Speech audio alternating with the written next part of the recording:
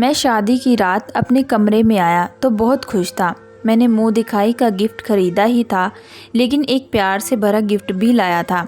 मैं गजरे खरीद लाया था क्योंकि जानता था कि लड़कियां इस तरह की गिफ्ट पाकर बहुत खुश हो जाती हैं। मैं जब अपने कमरे का दरवाज़ा खोला तो हैरान रह गया।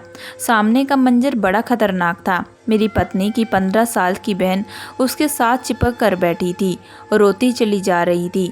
ये रोना कोई आम वाला रोना नहीं था, बल्कि ज़ोर ज़ोर से रो रही थी। उसे देखकर मेरी रेखा परेशान हो गई। उसने अपनी बहन को डटकर चुप करवाया। मैं आगे बढ़ा और बोला, रेखा क्या हुआ इस बच्ची को? इसकी तबीयत तो ठीक है ना? रेखा बोली, जी ठीक है। ये बस ये सोचकर परेशान हो गई कि मैं अपनी नई ज़िंदगी की शुरुआत करने जा रही हूँ, तो इसका क्या होगा। मेरा दिल दुख गया था। मैं आगे बढ़कर रूपा के सर पर हाथ फेरा और बोला कि तुम परेशान मत हो। अगर तुम रेखा की बहन हो तो मेरी भी बहन हो। तुम इसी घर में हमारे साथ रहोगी। मुकेश बोले, रेखा तुमने ये बात रूपा को नहीं बताई थी क्या? मैं बोली, मैं इसको बता चुकी हूँ, मगर बच्ची है ना, इसलिए ये बातें इसको अभी समझ में नहीं आ रही। वक्त गुजरेगा तो खुद ब खुद समझ जाएगी। मैंने सर हिला दिया तो रेखा डरते डरते बोली, मुकेश एक बात कहूँ? मैं मुस्कुरा कर बोला, रेखा तुम्हें परमिशन लेने की ज़रूरत नहीं है। लेकिन उसकी बात सुनकर मैं एकदम ही हैरान रह गया। वो बोली, मुकेश मैं रूपा को अपने साथ सुला लूँ? जब तक संभल नहीं जाती ये मेरे साथ ही सो जाया करे। ये मम्मी पापा के मरने के बाद अकेले बहुत डरती है। ज़रा ज़रा सी बात की टेंशन लेकर बीमार पड़ जाती है। मेरी अभी नई नई शादी हुई है, मैं कहाँ अस्पतालों के चक्कर खाती रहूँगी। मैं रेखा की बात समझ गया था। मैंने कहा कि ठीक है, तुम दोनों बहनें इस कमरे में सो जाओ, मैं दूसरे कमरे में चला जाता हूँ। रेखा उठकर मेरे पास आई और बोली, मैं हमेशा आपकी आभारी रहूँगी। आपने मेरे साथ बहुत बड़ी मेहरबानी की है। मेरी आपसे गुजारिश है कि आप घर में किसी को भी मालूम ना होने दीजिएगा कि आप दूसरे कमरे में सो रहे हैं। आप फिक्र ना करें, जल्द ही रूपा ठीक हो जाएगी तो अपनी जिद भी छोड़ देगी। मैं मुस्कुरा कर बोला, रेखा तुम्हें टेंशन लेने की जरूरत नहीं है। फिर हम तीनों ही इस घर में रह जाएंगे। समझ सकता हूँ। इतना कहकर वैसे भी कल तक कमरे से बाहर चले जाएंगे। रेखा को तसल्ली तो दिया था, मगर खुद को तसल्ली कैसे देता। मेरे दिमाग में बार बार यही सवाल आ रहा था कि क्या रूपा यूं ही हमेशा मेरी खुशियों के बीच रहेगी। मैंने हाँ करके अपना ही नुकसान तो नहीं किया, मगर मैंने बड़ी कोशिशों से अपने दिमाग से सारी बातें हटा दी। मैं जानता था कि बच्चे ऐसे ही होते हैं, वो गवारा नहीं करते कि उनके करीबी इंसान किसी और के साथ बात करे। इसलिए मैं रूपा का भरपूर ख्याल रखने लगा था। वो बड़ी मासूम सी डरी सहमी सी लड़की थी। इस तरह के बच्चों पर तो वैसे भी मुझे बड़ा तरस आता था। मैं यही सोचकर परेशान हो जाता था कि ना जाने इसने अपनी ज़िंदगी में क्या कुछ सहा है जो वो ऐसी हो गई है। रूपा रेखा से भी ज़्यादा खूबसूरत थी। हमारी शादी को पूरा 1 हफ्ता बीत गया, मगर रूपा अभी भी रेखा के साथ सोती, जबकि मैं दूसरे कमरे में पड़ा रहता। एक दिन मैं रूपा के लिए बैग लेकर आया। किताबें तो नहीं थी, क्योंकि मुझे नहीं पता था कि वो किस क्लास में पढ़ती है। मैं घर पहुंचा तो रेखा घर के कामकाज कर रही थी, जबकि रूपा चारपाई पर बैठकर अपनी बहन को देख रही थी। मैं अपने चेहरे पर मुस्कुराहट सजाकर रूपा के पास पड़ी कुर्सी पर आकर बैठ गया। रेखा की नज़र मुझ पर पड़ी तो वो भागकर मेरे पास आकर खड़ी हो गई। उसका चेहरा लाल हो गया था। मैंने उसे इग्नोर किया और रूपा की तरफ देखकर बोला, रूपा देखो, मैं तुम्हारे लिए गिफ्ट लाया हूँ। रूपा मुझे देखकर रोने लगी और भागकर अपनी बहन के पीछे जाकर छुप गई। मैं हैरान रह गया कि आखिर वो ऐसा क्यों करती है। वो हमेशा खुद को यूं छुपा कर क्यों रखती है। मगर मैं ये नहीं जानता था कि जब मेरी इस क्यों का जवाब मिलेगा तो मुझे खुद कितना बड़ा धक्का लगेगा। मैं उठकर खड़ा हो गया और मैं बोला, रूपा बेटी इधर आओ, मेरी बात तो सुनो, मैं तुम्हारे लिए बैग लाया हूँ। मेरी आवाज़ सुनकर रूपा रोने लगी। मैं सवालियों नज़र से रेखा की तरफ देखा तो वह बड़े गुस्से से देख रही थी। कहने लगी, बड़ी मेहरबानी होगी, आप मेरी बहन से दूर रहें, आप मेरे पति हैं, मगर रूपा के लिए तो गैर है ना, इसलिए आप इससे बात ना किया करें। मुझे रेखा की बात सुनकर बहुत गुस्सा आया। मैं तो रूपा को अपनी छोटी बहन समझने लगा था, मगर रेखा का रवैया मुझे बड़ा परेशान किया। मैं भी गुस्से में आ गया और बोला, अगर तुम्हें रूपा का इतना ही ख्याल था तो अपनी बहन को एक गैर मर्द के घर अपने साथ लाई ही क्यों। इतना कहकर मैं दरवाज़ा ज़ोर से बंद करके घर से बाहर चला गया। बाहर निकलकर मैं सड़कों पर घूम रहा था। मुझे रहकर अपने ही बात पर शर्मिंदगी होने लगी। रूपा मेरे घर पर ज़बरदस्ती तो नहीं आई थी, मैं ही तो उसको लेकर आया था। घर में हम बस 3 लोग थे। इससे पहले मेरे घर पर खामोशी और सन्नाटा रहता था। मेरी मम्मी की मृत्यु 2 साल पहले हुई थी। उनके गुजर जाने के बाद ज़िंदगी में मैं कड़ी धूप में लाकर खड़ा किया। घर की सारी जिम्मेदारी मुझ पर थी। मैं कुंवारा था और घर में अकेला रहता, इसलिए कोई काम वाली भी मेरे घर काम करने की हिम्मत नहीं रखती। हमारे एक दोस्त ने शादी का मशवरा दिया तो मैंने अपने रिश्ते की जिम्मेदारी भी उस पर डाल दी। मेरे दोस्त ने ही मुझे बताया था कि उसके जानने वालों में एक अनाथ लड़की है जिसका नाम रेखा है। उसने बताया कि रेखा के साथ उसकी एक बहन भी विदा होकर घर आएगी। तुम उसकी पढ़ाई लिखाई खाने पीने का जितना भी पैसा लगेगा वो तुम्हारे लिए उतना ही अच्छा होगा। फिर लड़कियों के जवान होते ही देर ही कितनी लगती है, उसकी शादी करवा के विदा कर देना। मैंने खुले दिल के साथ हामी भरी थी क्योंकि भगवान मुझे ने इतना पैसा दिया था कि आसानी से उसका खर्चा कर सकूं। मगर मैं कहाँ जानता था कि रूपा तो एक अजीब ही किस्म की बच्ची होगी, मेरे गले की हड्डी बन जाएगी जो मुझसे ना उगली जाएगी ना निकली जाएगी। लेकिन मैंने फैसला किया था कि मैं कुछ दिन सब्र से काम लेकर देखता हूँ कि रूपा का क्या रवैया है, फिर वह क्या करती है। मैं रात को घर लौटने लगा तो होटल से खाना भी ले आया था। मैं जानता था कि रेखा मुझसे बहुत गुस्सा होगी। मैं उसकी नाराज़गी दूर करना चाहता था। मैं दरवाजे पर खड़ा था जबकि मेरे कानों पर रूपा की आवाज़ पहुंची। वो कह रही थी, रेखा क्या अब तुम उसे डिवोर्स दोगी? तुम मेरे साथ वापस चली जाओगी जहाँ सिर्फ तुम और मैं रहेंगे, किसी तीसरे को हम बर्दाश्त नहीं करेंगे। रेखा एकदम से गुस्से से आकर बोली कि अपनी बकवास बंद करो। ये बोलकर उसकी छोटी बहन खुश होने लगी। फिर वो बोली, अब तो घर में तुम्हारा खड़ूस पति भी नहीं है, अब तुम मुझे अपने असली नाम से पुकार सकती हो। रूपा की बात सुनकर मैं हैरान रह गया। रूपा का कोई और नाम भी था क्या जो मुझसे छुपाया गया था? लेकिन क्यों? मेरे दिमाग में इतने सवाल आ रहे थे कि मैं परेशान हो गया। मैंने दरवाज़ा खोला और घर में दाखिल हो गया। रेखा की नज़र मुझ पर पड़ी तो वो भागकर मेरे पास आई और बोली, मुकेश आप कहाँ रह गए थे? मैं आपकी फ़िक्र में घुलती जा रही हूँ। मैं ये देखकर खुश हो गया था कि रेखा के चेहरे पर नाराज़गी के नामों का निशान तक न था। हम दोनों बातें कर रहे थे कि रूपा एक बार फिर से रोने लगी। वो बोली, रेखा तुम इसके साथ बात मत किया करो, ये मुझे गुस्से से देखता है। तुम्हारा पति गंदा है। रेखा ने मुझे शक भरी निगाहों से देखा। मैंने उसे सफाई दी और कहा, क्यों रूपा बच्चे, मैं क्यों आप पर गुस्सा करूँगा? रेखा बोली, मुकेश मैं आपसे कही भी थी कि आप मेरी बहन से बात मत किया करें। इतना कहकर वो रूपा को हाथ पकड़कर अपने कमरे में ले गई और मैं इस हॉल में अपना मुंह लेकर खड़ा रह गया। लेकिन अब मुझे शक हो गया था कि कुछ न कुछ गड़बड़ जरूर थी। मैं तो रूपा के नाटक को बचपना समझ बैठा था, मगर यहाँ तो कहानी कुछ और थी। मेरे दिल में शक का बीज उग चुका था और मैंने सोचा कि अगर उस पर सख्ती करूँगा तो वो खुद ही अपना राज खोल देगी।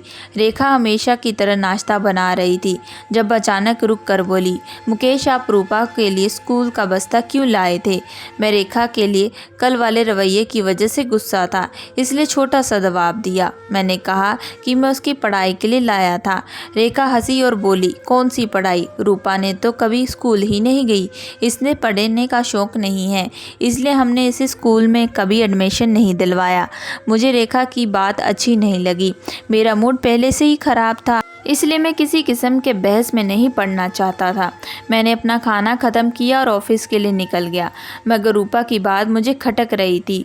उसकी अजीबोगरीबी हरकतें, मुझे देखते ही रोना, फिर मेरी और रेखा की डिवोर्स पर खुश होना, ये सब क्या था? रूपा कोई नन्ही बच्ची तो नहीं थी, वो पूरे 15 साल की थी। इस उम्र में तो लड़कियां बहुत समझदार होती है। यकीनन मामला इतना सीधा नहीं था जितना मुझे लग रहा था। शाम में भी रूपा ने मुझे गुस्सा दिलाने की पूरी तैयारी कर रखी थी। मुझे देखकर वो अजीब अजीब हरकतें करने लगी।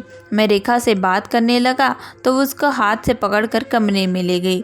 रेखा थोड़ी देर बाद कमरे से निकल कर बोली, मुकेश आप खाना खाकर अपने कमरे में चले जाएं, तो हम दोनों बहनें भी खाना आकर खा लेंगी।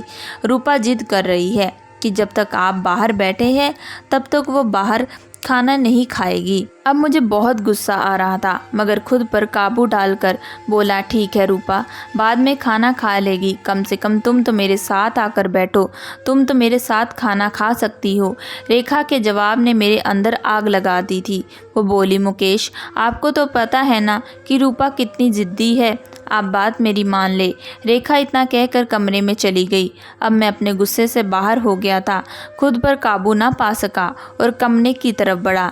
रेखा की आवाज़ आ रही थी, वो रूपा को कह रही थी कि पापा के साथ तुम भी मर जाती, कम से कम मेरी ज़िंदगी तो बच जाती ना। ना जाने तुम मेरे किस पाप की सज़ा हो। मैं दरवाज़ा खोलकर अंदर चला गया और रूपा का हाथ पकड़कर खींचते हुए बाहर ले आया। रेखा भी बौखला गई थी, वो मेरे पीछे पीछे भागी और बोली, मुकेश, ये आप क्या कर रहे हैं? छोड़िए मेरी बहन को, आप अपने होश में तो हैं। मगर सच तो बात यह थी कि मैं अपने होश में नहीं था। अगर होश में होता तो ये सब ना करता। मैंने रूपा को एक कमरे में बंद कर दिया और रेखा का हाथ पकड़कर उसे कपड़े में ले गया। मैं बोला, अब मुझे सच बता दो कि तुम्हारी बहन ये सब क्यों करती है? रेखा के चेहरे का रंग उड़ चुका था, वो रोती चली जा रही थी और बोल रही थी कि भगवान के वास्ते आप मेरी बहन को छोड़ दे, वह अकेली नहीं रह पाएगी, डर जाएगी। मैं चिल्लाकर बोला, क्यों? आजकल के छोटे बच्चे भी अपनी माँ के बिना रह सकते हैं, तो वह किस किस्म की तुम्हारी बहन है जो तुम्हारा साया बन कर रही है? ये सब मुझे पसंद नहीं है और ना ही मैं ये सब बर्दाश्त करूँगा। मैंने रेखा को घूर कर देखा और कहा कि तुम ये रोना धोना बंद करो, मगर उसके रोने से मुझे तकलीफ़ हो रही थी। मैं रेखा के कमरे से बाहर आ गया और बाहर से कुंडी लगा दी। अपने कमरे में आकर मैंने दरवाज़ा बंद कर लिया ताकि रेखा और रूपा का शोर ख़त्म हो जाए, मगर वो दोनों बहनें ज़ोर ज़ोर से दरवाज़ा पीट रही थी। ऐसा लगता था कि वो दरवाज़ा ही तोड़ देंगी। कई घंटे तक यही सब कुछ चलता रहा, मगर सुबह होने से कुछ देर पहले ही दोनों कमरों में खामोशी छा गई। मैं अपने दिल के हाथों मजबूर होकर उठ गया और रूपा के कमरे की तरफ कदम बढ़ा दिए। मैं उसे माफ़ी मांग कर रेखा के पास ले जाना चाहता था, मगर मैंने जैसे ही दरवाज़ा खोला तो मेरे कदम जंजीर हो गई, क्योंकि वहाँ तो एक लड़का बैठा था। मैं आगे बढ़ा तो वो मुझे देखकर डर गया और फिर से रोने लगा। मैंने उसे झिड़क दिया और बोला, मेरे सामने आंसू मत बहाना, नहीं तो मुझसे बुरा कोई नहीं होगा। मुझे बताओ तुम कौन हो? रूपा कहाँ गई? वो लड़का रोते हुए बोला, अगर मैं हकीकत बता दूंगा तो क्या तुम मुझे बेच तो नहीं दोगे? मैं उसकी बात सुनकर हैरान हो गया। मैं बोला, नहीं नहीं, मैं तुम्हें क्यों बेचूंगा? वो लड़का मेरी बात से बेफिक्र हो गया और सोफे पर बैठ गया और बोला, जब मैं पैदा हुआ तो हमारे घर गम मनाया गया, जैसे मैं पैदा नहीं बल्कि मर गया हूँ। मैं जब बड़ा हुआ तो अपने आसपास बहुत जुल्म देखा। मेरे पापा मम्मी को एक बहुत बड़े डंडे से मार मार कर नीलो नील कर देता और मेरी तरफ इशारा करके कहता कि मेरे लिए अच्छा होता कि तू बांझ होती, मगर ये तूने क्या गजब कर दिया। मैं पापा की बात सुनकर आईने के सामने जाकर खड़ी हो गई। रेखा कहती कि पापा की बातों पर ध्यान न दिया करो, तुम बहुत प्यारे हो। लेकिन मैं प्यारा होता तो क्या मेरी वजह से मेरी माँ को मार पड़ती? मैं रेखा से 2 रुपये मांगता, वह 2 का नोट थमा देती। मैं भागकर दुकान जाता और मम्मी के लिए अपनी पसंद की टॉफ़ी ले आता और वो टॉफ़ी मम्मी के मुंह में डालकर कहता, मम्मी गोली खा लो, आराम आ जाएगा। मम्मी मुझे देकर लिपट कर फूट फूट कर रोने लगती। मैं नन्हा सा था, मेरे उम्र के लड़के खेला करते थे, जबकि मेरा दिल खेलने में नहीं लगता। मैं सारा दिन घर पर रहकर मम्मी का पहरा दिया करता कि पापा कहीं मम्मी को फिर से न मारने लगे। लेकिन मेरे रोकने के बाद भी हर दूसरे दिन मार खाती मेरी मम्मी।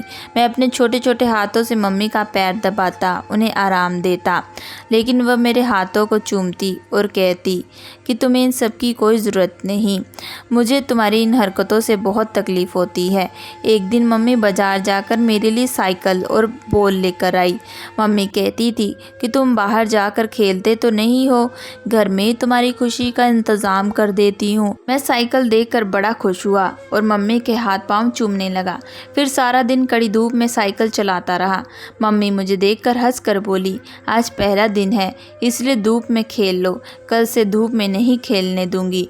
मैं हर थोड़ी देर बाद साइकिल से उतरकर उसे कपड़े से साफ भी करता कि कहीं मेरा नया साइकिल पुराना ना हो जाए। शाम में पापा घर आए तो साइकिल पर झूल रहा था मैं। पापा बोले, इसको ये साइकिल किसने दिलाया? फिर मेरे मुंह पर 2 थप्पड़ मारकर मुझे साइकिल से उतार दिया और कुल्हाड़ी से मार मार कर उस साइकिल को तोड़कर फेंक दिया। मेरी आंखों से आंसू निकल रहे थे। मैंने रात का खाना भी नहीं खाया था। मम्मी रात को मेरे पास आकर बैठ गई और बोली, चंदा, आज तुमसे एक ज़रूरी बात करना चाहती हूँ। तुम 4 साल के हो गए हो, एक समझदार बच्चे बन गए हो, अब तुमसे माँ हर बात कर सकती है ना? मैंने हाँ में सर हिला दिया। मम्मी बोली, बेटा तुम्हारी दीदी का नाम क्या है? मैं बोला, रेखा। मम्मी बोली, तुम्हारा नाम क्या है? मैं खामोश हो गया। मैं बोला, मम्मी पापा मुझे कमजात कहते हैं और तू चंदा कहती है, इन दोनों में से मेरा नाम क्या है?